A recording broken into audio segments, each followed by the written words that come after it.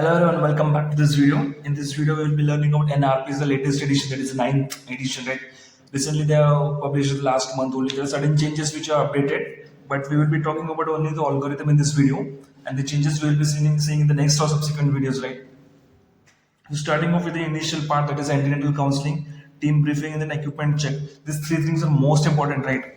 Even before that is what we call as taking preparations. Preparations means seeing all those pre-operative measures, right?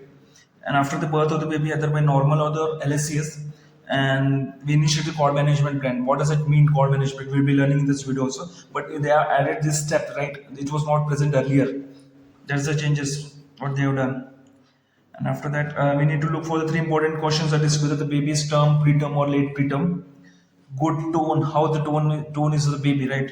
And then breathing and crying of the baby, whether this baby has weak cry or whether it's not cried after birth, weak respiratory efforts, retractions present or not. If everything is normal, then we shift the baby to the mother's side, that is skin to skin contact, and continue the routine care which is necessary for the baby and maintain normal temperature and continue the ongoing evaluation. That's what we call it. And apart from that, if anything is problem in tongue, gestation, tone, or breathing or crying, then we do corrective steps. That is warm, dry, stimulate, position airway, and clear the airway if necessary. Earlier they have added suction, but they have removed it now because there are certain problems with the suction that it might cause mucosal injury or it might initiate vagal reflex leading to bradycardia or some other problems, right? And even after that, if the baby is apneic or gasping or heart rate is still less than 100, then we connect pulse oximeter and ventilate the baby, right? And consider cardiac monitor basically we use. And is still persistent, the heart rate is less than 100, then ventilation corrective steps has to be done. That is positive pressure ventilation. We look for the MR SOAP after that. Consider intubation or laryngeal mask airway and then cardiac monitor. They have added a laryngeal mask airway, LMA, recently to this part. But if anything is problem, that is baby is either labored breathing or persistent cyanosis and pulse oximeter, oxygen is needed. Consider CPAP over there, that is labor room CPAP, that's what we call. Post resuscitation care, communicate with the family and whether the baby has need to be shifted to NICU or not. We need to counsel with the family. And if the baby is, and this, even after ventilation, pulse oximeter and cardiac monitor, heart rate is still less than 100, then ventilation corrective steps we look for, that is MR SOPA.